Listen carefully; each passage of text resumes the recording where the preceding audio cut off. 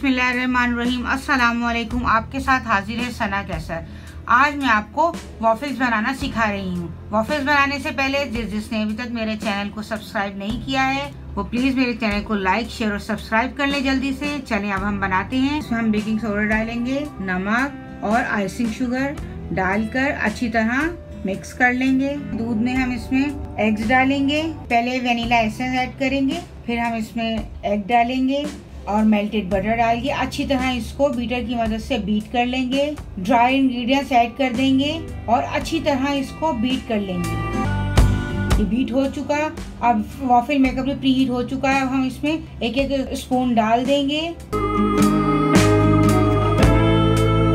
कितने अच्छे लग रहे हैं वॉफल, बन के तैयार हो चुकी है। मेरी रेसिपी आपको पसंद आई है प्लीज मुझे कमेंट्स में बताइए आपको कैसी लगी।